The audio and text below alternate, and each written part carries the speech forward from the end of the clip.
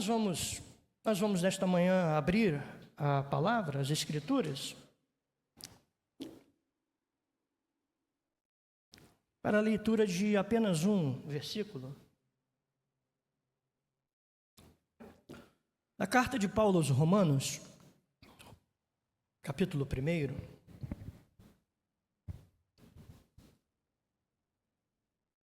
Então, logo você encontre, vamos mudar de posição para que a gente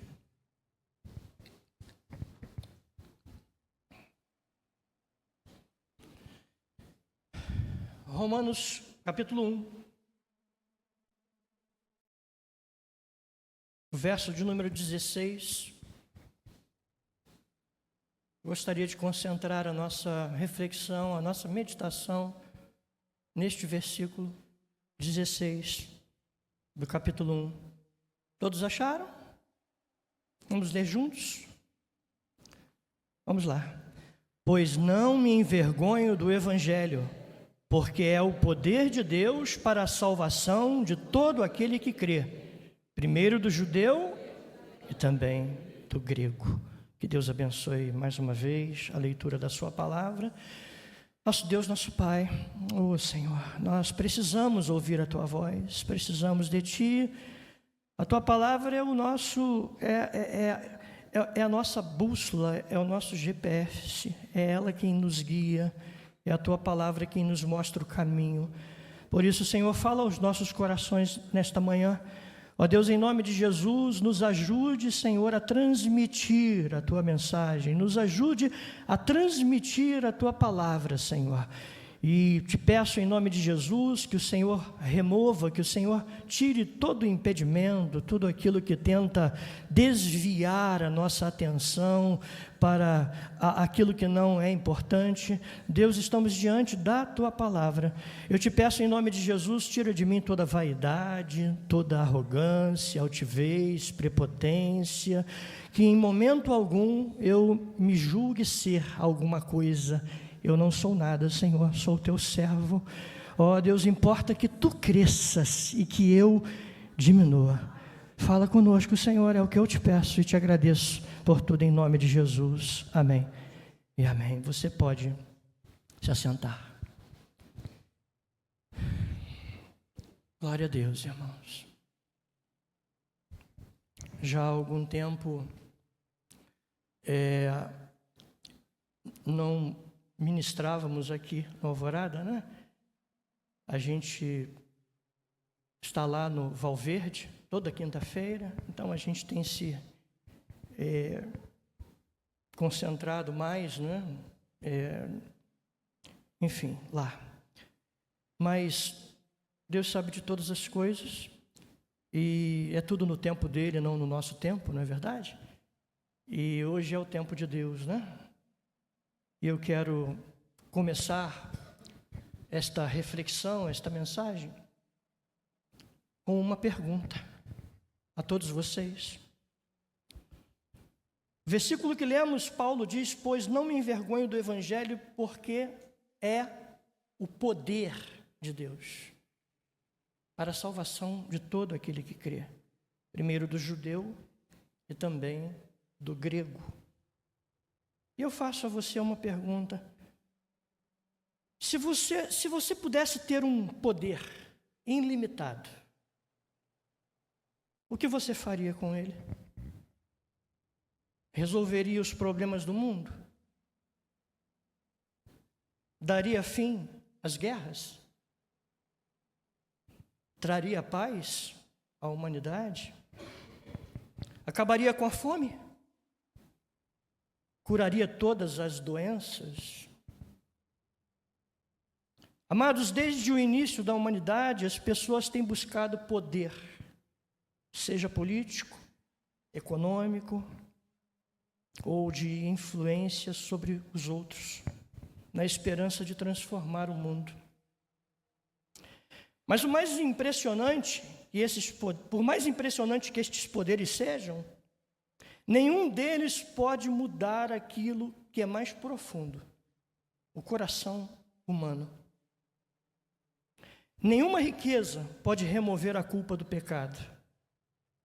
Nenhuma força pode restaurar uma alma perdida. Nenhum governo pode conceder a uma pessoa a vida eterna. Recentemente, eu ouvi o testemunho de um homem que, durante anos a fio, viveu escravizado pelas drogas. Ele tentou mudar por conta própria.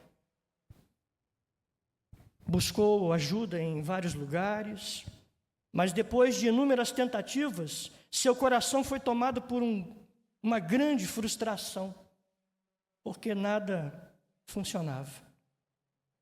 Até que um dia, alguém lhe pregou o Evangelho. E ali, naquele momento, algo surpreendente aconteceu. Não foi apenas uma mudança externa, mas uma transformação profunda e definitiva. Ele foi liberto, restaurado e hoje testemunha acerca do que Deus fez em sua vida. Isso nos leva a uma pergunta nesta manhã. O que torna o Evangelho tão poderoso? Nesta manhã, vamos olhar com atenção para Romanos 1,16, onde o apóstolo Paulo nos ensina que o Evangelho não é apenas uma mensagem bonita ou inspiradora, vai muito além. Paulo declara que o Evangelho é o poder de Deus, o único capaz de salvar o homem do seu estado mais vil, como pecador, desprezível e indigno, transformando-o em uma nova criatura. É esse o poder.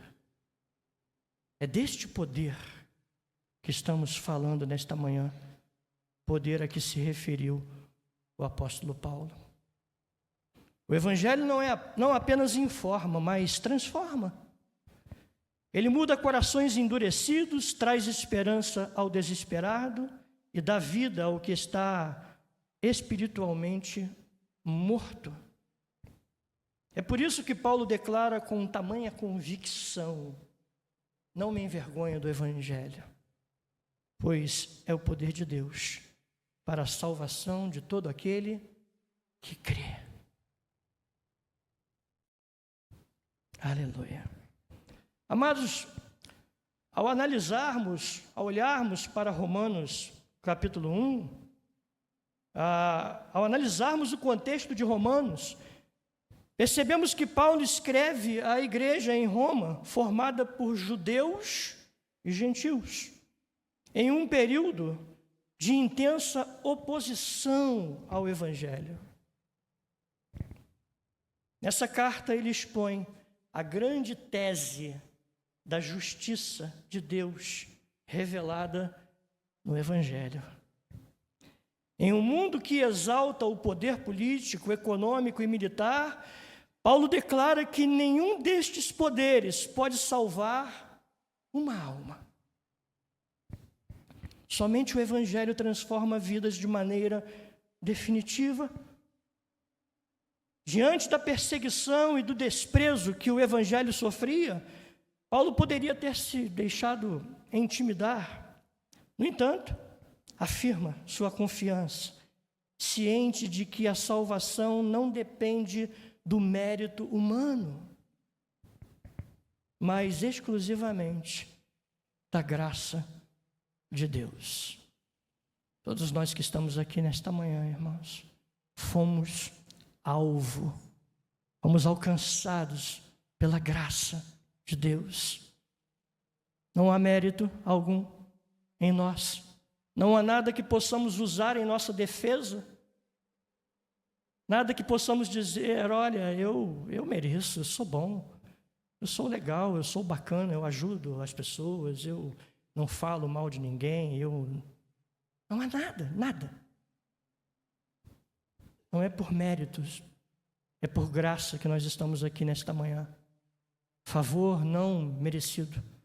Não merecemos, mas a bondade de Deus, a misericórdia de Deus, a graça salvadora nos alcançou.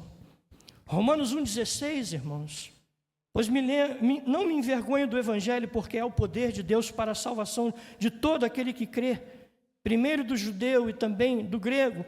Paulo não apenas declara que o Evangelho é o poder de Deus para a salvação, o que significa que o Evangelho não é apenas uma mensagem, mas a própria ação de Deus que salva pecadores, assim como eu e como você. Como também ele enfatiza a universalidade da salvação, ao afirmar primeiro do judeu e também do grego.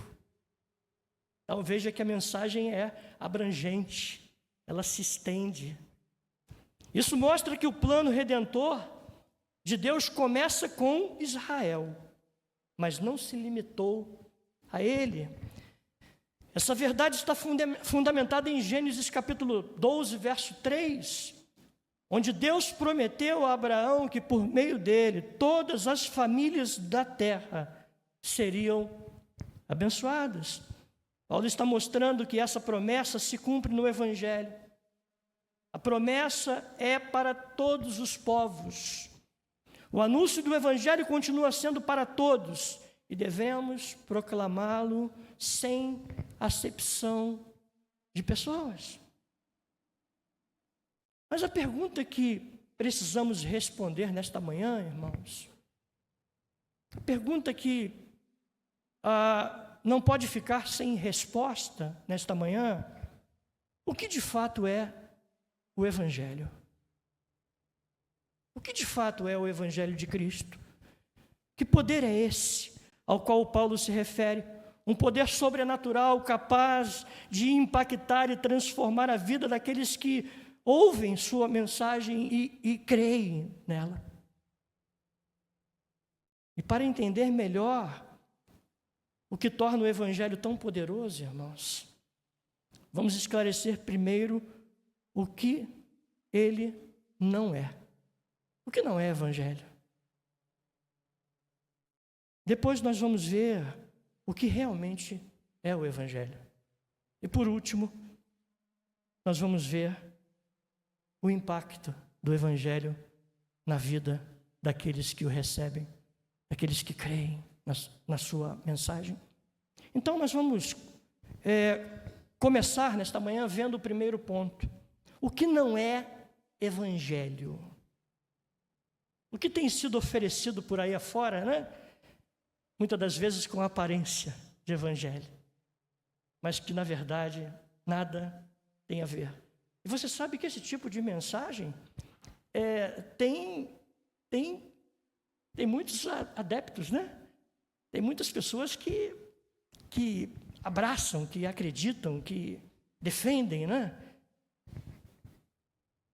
O Evangelho de Cristo, irmãos, não é uma mensagem centrada no homem, para começar. Muitos falsos evangelhos colocam o ser humano no centro, prometendo prosperidade, felicidade terrena, sucesso pessoal e por aí vai. No entanto, o verdadeiro evangelho não gira em torno das necessidades e desejos do homem,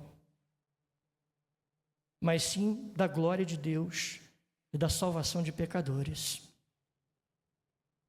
Para alguns, o Evangelho se resume a uma mensagem motivacional, um discurso de autoajuda que diz: você é suficiente, você é poderoso, você pode. Isso é uma coisa que o ego, né? Sem confrontar o pecado, irmãos.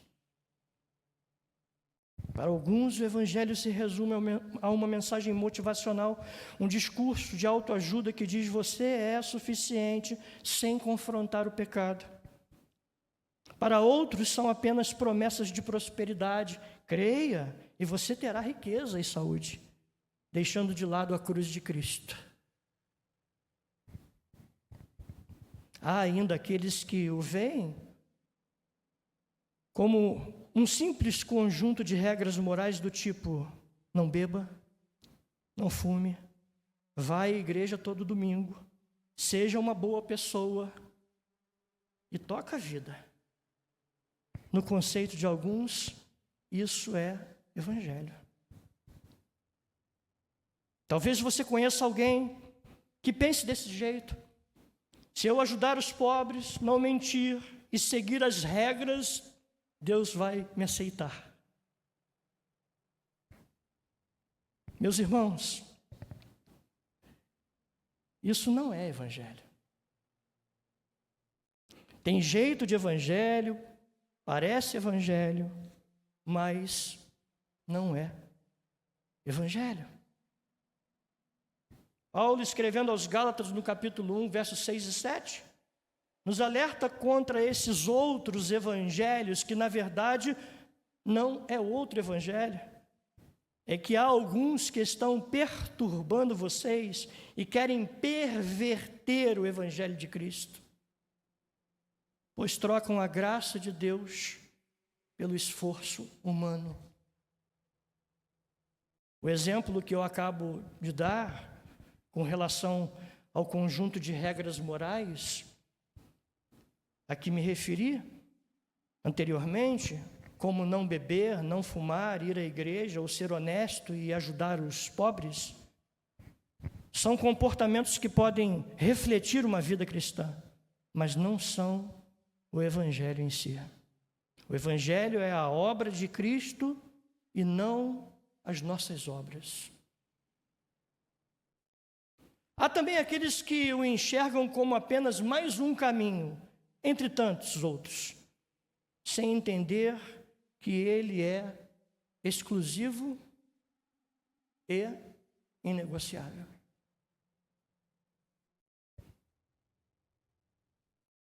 Em 2 Timóteo, capítulo 4, verso 3 e 4, ele diz: pois virá o tempo em que não suportarão a sã doutrina. Pelo contrário, se rodearão de mestres segundo as suas próprias cobiças, como que sentindo coceira nos ouvidos. Eles se recusarão a dar ouvidos à verdade, entregando-se às fábulas. Amados, muitos hoje estão pregando um evangelho que apenas agrada ao ouvinte, aquele que o ouve, sem falar sobre arrependimento, sem confrontar o pecado, e isso se torna uma versão distorcida do Evangelho de Cristo. Porque a base, os fundamentos, né, do Evangelho é arrependimento, é a promessa de Deus de passarmos com Ele a eternidade. Você entende?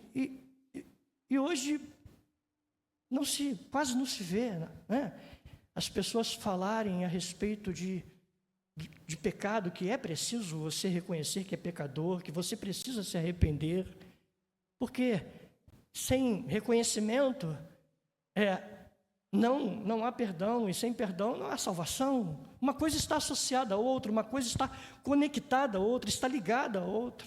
É um processo, né? E as pessoas precisam serem conscientizadas disso. Mas hoje o que se vê muito por aí é uma mensagem que massageia o ego das pessoas, né? E as pessoas, olha, isso aqui, ó, a nossa carne adora isso, né? Imagina. Então nós precisamos entender, irmãos, que evangelho é muito mais do que isto. Em segundo lugar, o evangelho de Cristo não é um sistema, um conjunto de regras, de boas obras para a salvação. O evangelho não ensina que podemos ser salvos pelos nossos próprios méritos. A salvação é pela graça mediante a fé de Cristo, em Cristo, e não por obras. Como nos diz Paulo em Efésios capítulo 2, o verso 8 e 9, onde ele diz: pela graça sois salvos mediante a fé, e isto não vem de vós, é dom de Deus, não vem de obras para que ninguém se glorie. Em Efésios 2:10 diz, pois somos feitura dele, criados em Cristo Jesus para boas obras, os quais Deus de antemão preparou para que andássemos nelas. Veja bem uma coisa, ou seja, nós não somos salvos pelas obras, nós somos salvos para andarmos nas boas obras. Entenda isso. Aleluia. Romanos 3:20 diz, porque ninguém será justificado diante de Deus pelas obras. Ninguém. Muitas religiões e até segmentos dentro do cristianismo, irmãos, ensinam que a salvação depende de boas ações, mas a Bíblia afirma que a justificação é pela fé somente e não pelas obras. Amém? Compreendido até aqui?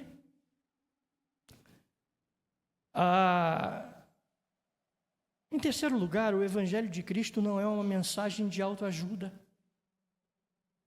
O Evangelho não é um conjunto de princípios voltado para o sucesso financeiro, emocional ou motivacional. O Evangelho é a mensagem de arrependimento e fé em Cristo. O único caminho para a salvação eterna. Não há outro caminho. Em Marcos capítulo 8, verso 36, de que adianta uma pessoa ou o homem ganhar o mundo inteiro e perder a sua alma, a sua salvação? Estamos vivendo hoje um mundo agitado, né? Corrido. E a gente, às vezes, observa que há tantas coisas que tentam roubar, tirar a nossa atenção daquilo que deve ser primazia em nossa vida. Deus deve ser prioridade. Podemos ter tudo o que a gente desejar, né? Que a gente trabalhar, que a gente lutar para, enfim. Mas a gente não pode esquecer de que Deus é o centro. Ele é a razão da nossa vida, Ele é o motivo de você ter força, de você ter capacidade para desenvolver aí, trabalhar e conquistar, alcançar tudo que você espera, tudo que você pretende, que quer, não é? Mas as pessoas hoje estão tão voltadas para esta questão e a gente às vezes vê pessoas que trabalham e a vida dela é trabalho. E às vezes não tem tempo para servir ao Senhor, porque estão com o seu tempo todo tomado, está ocupado, porque elas estão buscando ter uma condição melhor, ter uma casa melhor, um carro melhor, ter enfim. Isso não é pecado. Não é. Não é errado você trabalhar, você correr atrás, né, para poder. Pecado é você deixar de servir a Deus. Pecado é você deixar que o lugar de Deus na tua vida seja ocupado por estas coisas, que são temporais, que são passageiras.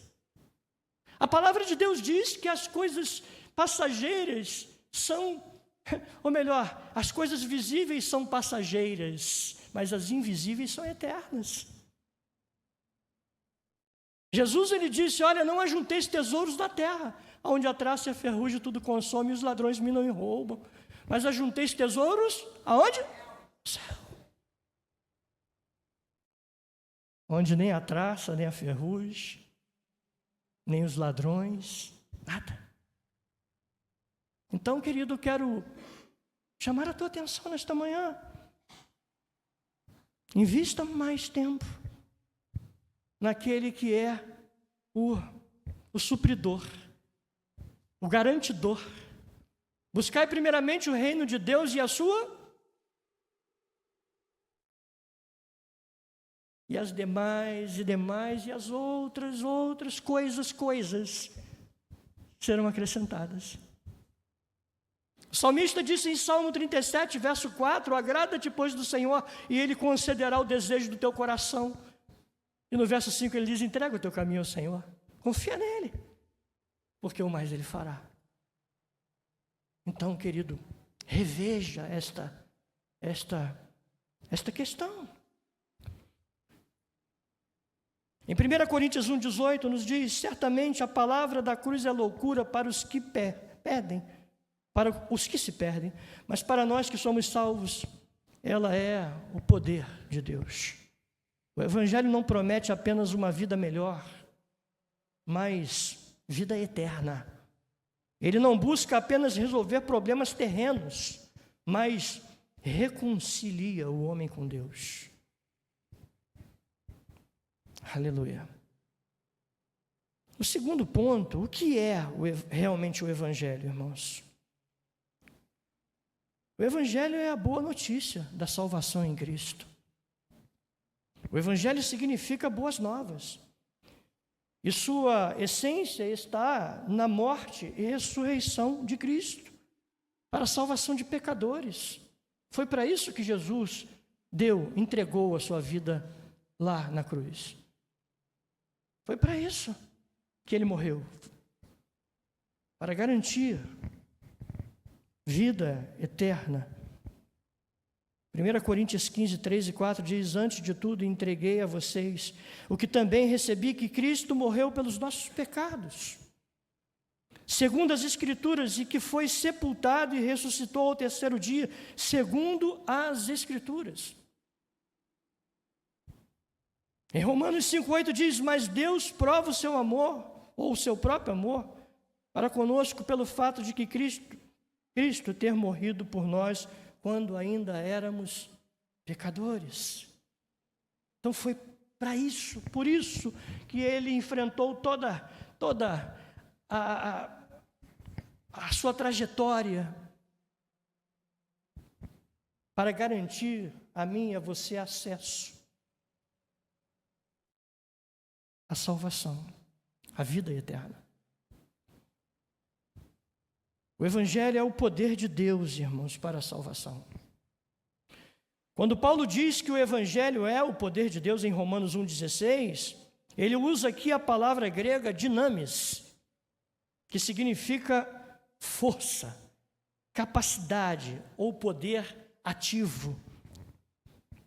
Essa palavra transmite a ideia de uma força transformadora, capaz de libertar do pecado e conceder vida nova àquele que ouve. Assim, ao escrever o Evangelho como poder, o poder de Deus, Paulo enfatiza que ele não é uma mensagem fraca, ou ou meramente intelectual, mas uma realidade viva e divina que transforma aqueles que a ouvem. Quantos aqui foram transformados pela palavra, pelo Evangelho? Acredito que todos, né? Todos nós, irmãos. Ao ouvir a palavra, ao ouvir as Escrituras, o Evangelho, a pregação, nós fomos conscientizados, fomos mexidos, tocados, impactados. E isso gerou em nós, né? Veja lá o moço, né, que eu citei aqui no início, que estava preso às drogas e tentou de tudo, tentou ele próprio se livrar, se libertar, deixar, buscou em vários lugares, tentou inúmeras, várias coisas, mas nada adiantou, ao ponto de o seu coração ficar cheio de frustração, porque nada resolvia. E aí o que acontece? Um dia, alguém prega o Evangelho para ele, Diácono Luizinho. Alguém prega a ele o Evangelho.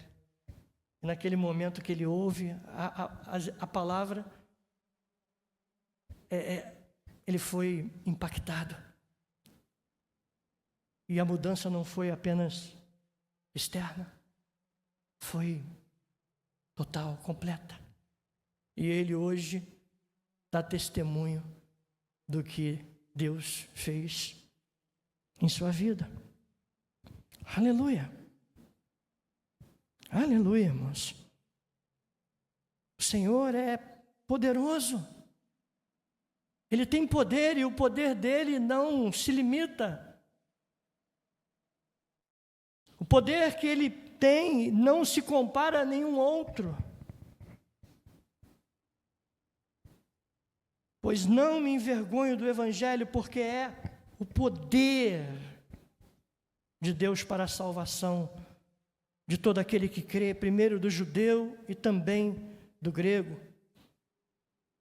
Lá em João 3,16, diz que Deus amou o mundo de tal maneira que deu seu Filho unigênito para que todo aquele que nele crê não pereça, mas tenha a vida eterna. A salvação não vem de nossa capacidade ou esforço, mas da obra sobrenatural de Deus em nossas vidas. É Ele.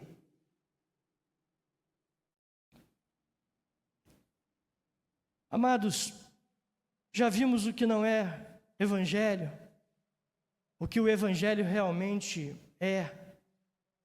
E agora veremos o seu impacto na vida daqueles que ouvem a sua mensagem.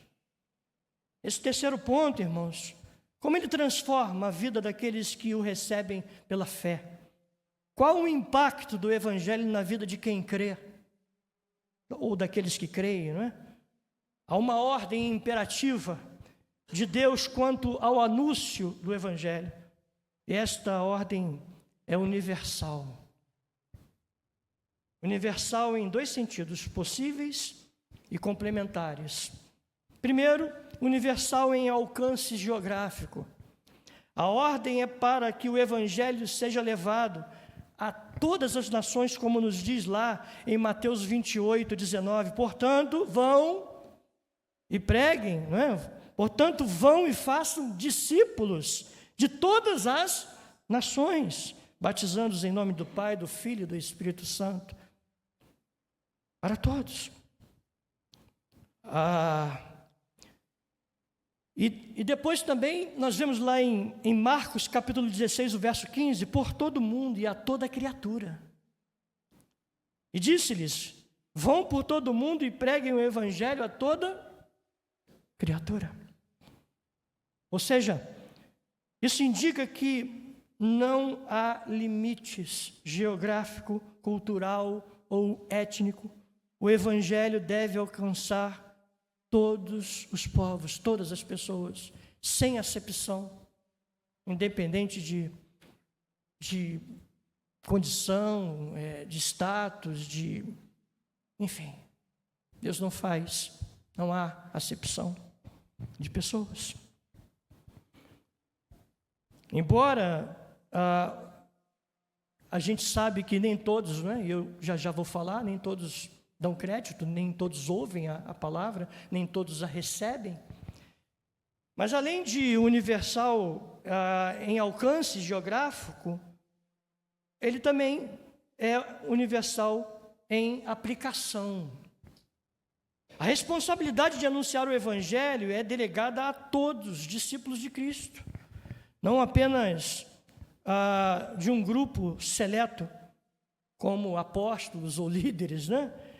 Embora a ordem tenha sido dada diretamente aos apóstolos, o exemplo da igreja primitiva, como vemos lá em Atos 8:4, onde os que foram dispersos iam por toda parte pregando a palavra.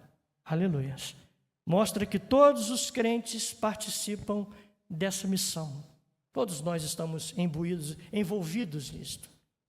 Não é responsabilidade de uma única pessoa, né? Não, toda a igreja, todos nós que fazemos parte do corpo de Cristo, todos nós que somos discípulos, né? Devemos pregar o Evangelho. E aí eu me lembro aqui do que nos diz, quero lembrar aqui o que nos diz Romanos capítulo 10, do verso 13 ao 15. Preste atenção. Porque todo aquele que invocar o nome do Senhor será salvo. Agora, veja bem isso, irmãos. Como, porém, invocarão aquele em quem não creram? E como crerão naquele de quem nada ouviram? E como ouvirão se não há quem pregue? E como pregarão se não forem enviados? Como está escrito, quão formosos são os pés dos que anunciam coisas boas. Mas nem todos obedeceram ao Evangelho. Pois Isaías diz, Senhor, quem deu crédito? Quem creu em nossa pregação? E assim a fé vem pelo ouvir, e o ouvir pela palavra de Cristo. Aleluia. Em Romanos 10:16, mas nem todos obedeceram ao Evangelho.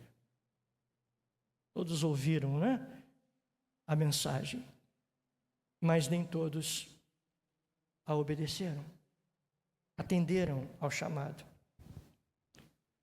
E para que a gente entenda, para entender isso, nós precisamos aqui diferenciar o chamado, Há dois tipos de chamado. O chamado interno e o chamado externo. O chamado interno, ele é dirigido aos ouvidos. E o chamado interno é dirigido ao coração. O chamado externo, o convite do Evangelho é feito a todos. Todos. O chamado externo é a pregação universal do Evangelho. Todos são convidados ao arrependimento e à fé em Cristo. Todos. Esse chamado é um convite universal. E isso não acontece por acaso. Deus ordena que o Evangelho seja anunciado a todos. Até por uma questão de que ninguém depois use em sua defesa, eu não sabia, eu não ouvi. Então, a mensagem ela é pregada a todos. Em Marcos 16:15, Jesus diz, ide por todo mundo e pregai o Evangelho a toda criatura. Essa ordem é universal. Não há fronteiras que o Evangelho não deva cruzar, nem pessoa que não deva ouvi-lo. Como igreja, somos chamados a obedecer e cumprir o ide de Jesus.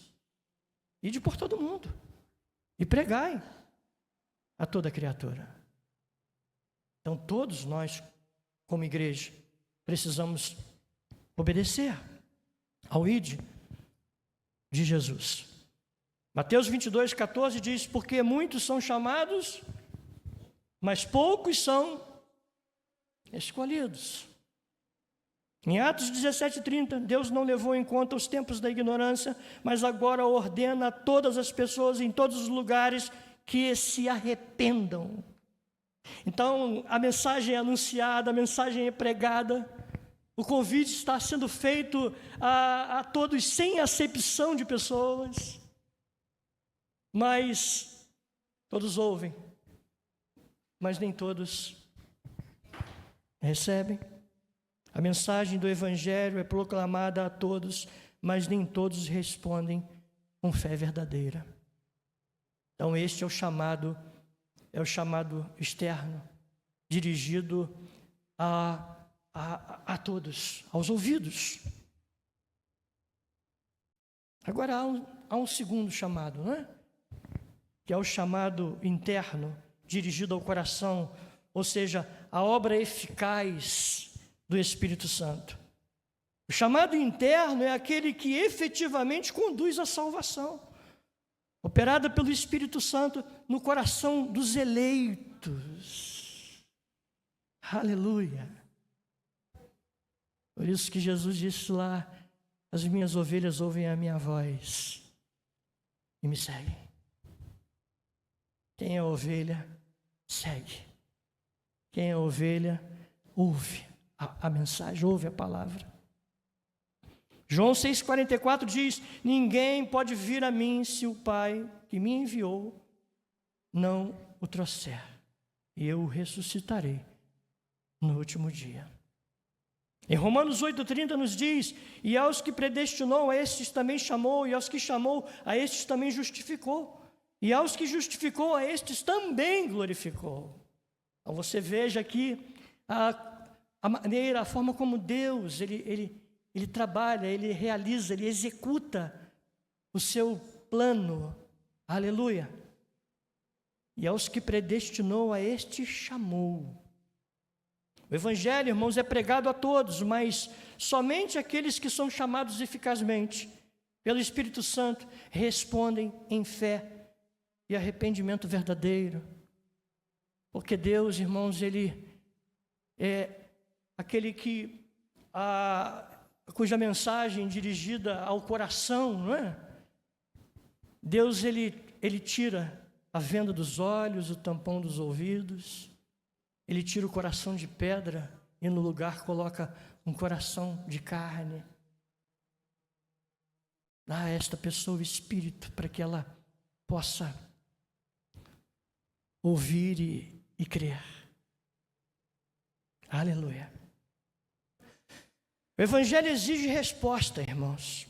O Evangelho não é apenas uma informação, é um chamado à fé e ao arrependimento. Quem ouve deve responder. Marcos 1,15, o tempo está cumprido e o reino de Deus está próximo. Arrependam-se e creiam no Evangelho. Talvez, quem sabe, nesta manhã haja aqui alguém, né? Deus está dando a você a oportunidade no dia de hoje para ouvir. Em 2 Coríntios 6,2, no tempo aceitável escutei você, e no dia da salvação eu o socorri. Eis agora o tempo oportuno, eis agora o dia da salvação.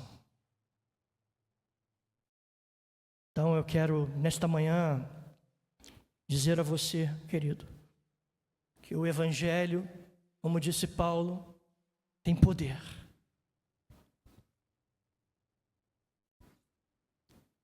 O Evangelho, ele transforma, ele muda a história.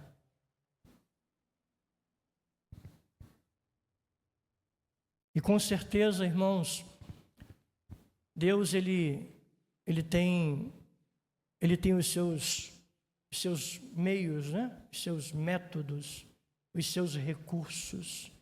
E Ele sabe como os empregar no momento certo e de acordo com a situação. Todos nós aqui, nesta manhã, acredito, né? Que já estivemos em uma posição contrária, né? Mas, como diz a palavra, lá em Efésios, nós estávamos mortos, capítulo 2, mortos em delitos e pecados, andávamos segundo o príncipe das potestades do ar do espírito que opera nos filhos da desobediência, o qual nós éramos um destes. E Ele nos arrancou de lá, das trevas, da escuridão, do lamaçal do pecado. Ele nos trouxe para a luz, Ele nos trouxe para a sua presença. A Bíblia diz que Ele nos transportou do império das trevas para o reino do Filho do seu amor. Tivemos a oportunidade de experimentar uma nova vida, um novo nascimento. Fomos transformados e somos novas criaturas. Aleluia! E certamente nós não podemos guardar para nós aquilo que Ele deseja, Ele quer que você compartilhe. Porque há muitas pessoas que precisam tomar conhecimento de que o Evangelho é o único caminho.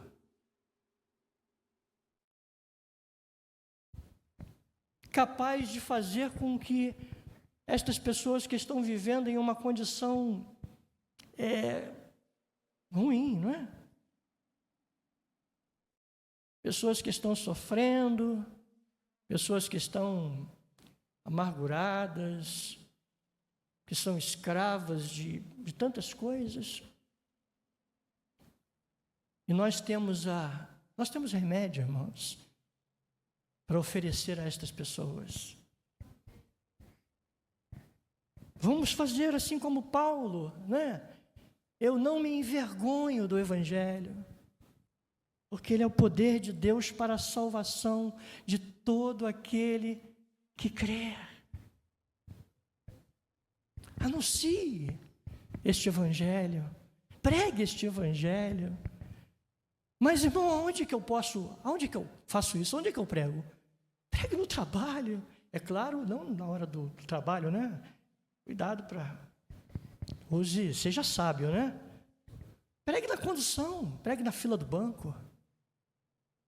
Pregue em todos os lugares, irmãos. Porque estamos vivendo tempos difíceis, onde a mensagem, a pregação, o anúncio do Evangelho se faz cada vez mais necessários. As pessoas cada vez mais estão caminhando por lugares tenebrosos. E a gente não pode ficar assistindo isso e nos acomodarmos como se estivesse tudo normal, como se as coisas estivessem... Nós não podemos nos conformar, irmãos, eu vou à igreja no domingo, vou lá no culto.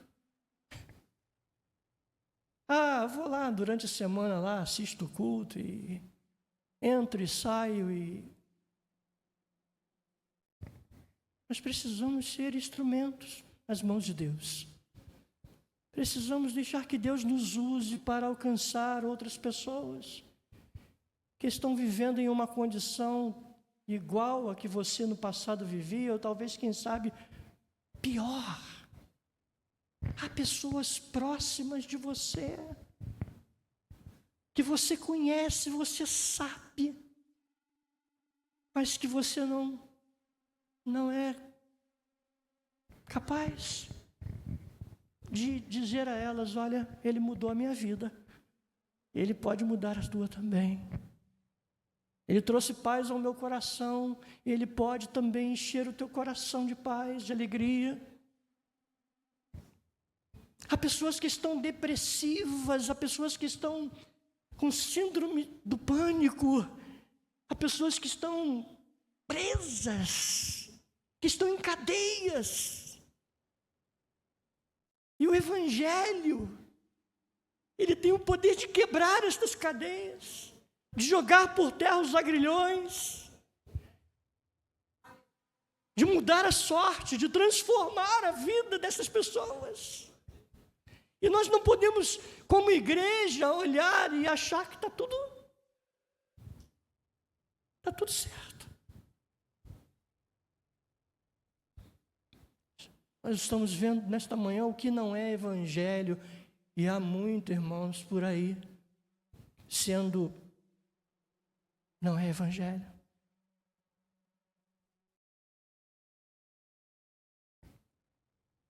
E se a gente não tiver cuidado, esses lugares onde pregam um Evangelho misturado, acabam arrastando multidões, pessoas que...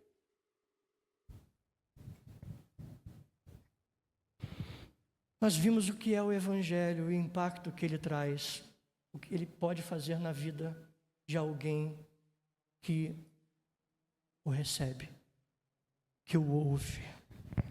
Então eu quero concluir nesta manhã dizendo a você,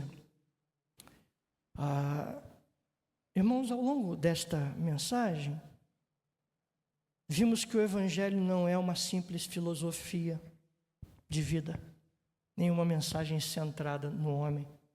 Ele é o poder de Deus para a salvação de todo aquele que crê. O mundo busca transformações superficiais, soluções momentâneas e atalhos para a paz. Mas só o Evangelho pode mudar a realidade mais profunda do ser humano, seu estado de pecado e separação de Deus. Somente através de Cristo somos reconciliados com o Pai e recebemos uma nova vida. Talvez você tenha ouvido esta mensagem e percebido que ainda não experimentou essa transformação.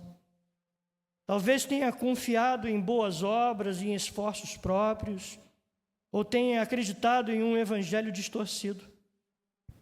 Mas hoje, Deus está te chamando para crer no evangelho, ou no verdadeiro evangelho, para confiar em Jesus Cristo, o único e suficiente Salvador. Se o Espírito Santo nesta manhã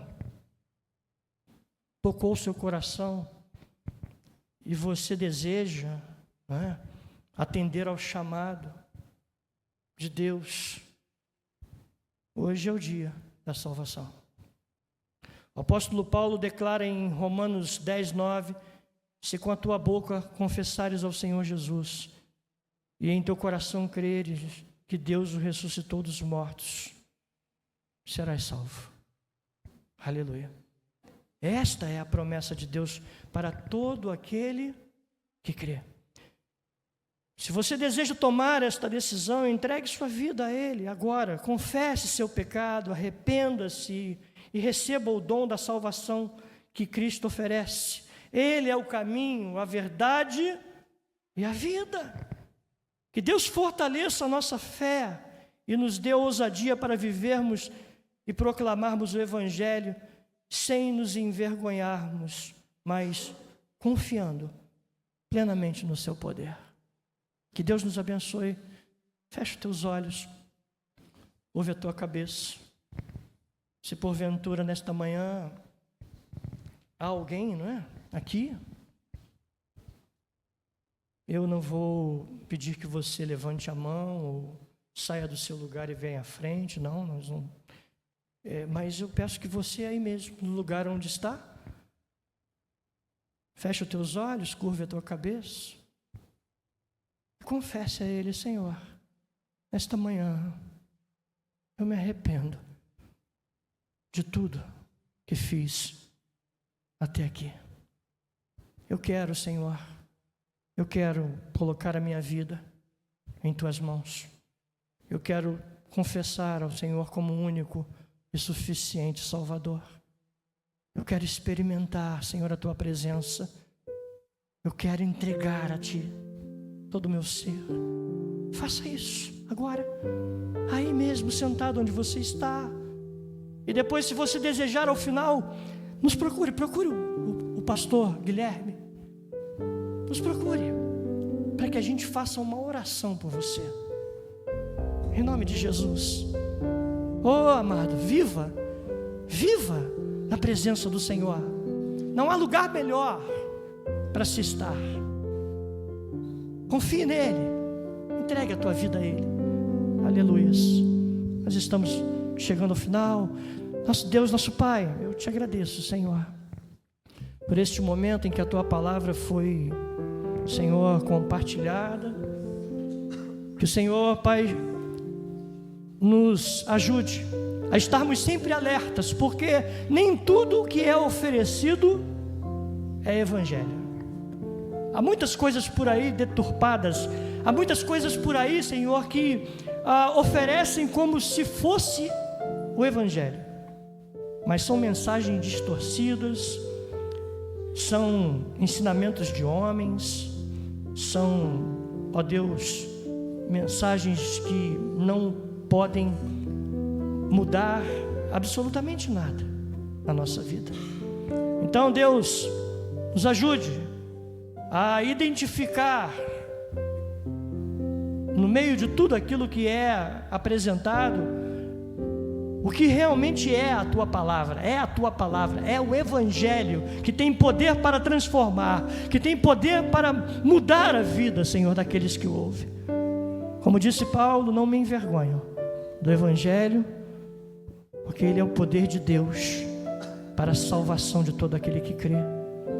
Ó Senhor, nos use-nos como instrumento em tuas mãos, que o Senhor, ó Deus, coloque a tua palavra nos meus lábios, nos nossos lábios, e que possamos ser testemunhas, ó Pai, do Evangelho, que possamos, ó Deus, mostrar ao mundo, Senhor, que existe um Deus que pode, Senhor, transformar, mudar todas as coisas. Ó Senhor, nós te agradecemos, em nome de Jesus. Vamos ficar de pé, irmãos, para a gente terminar.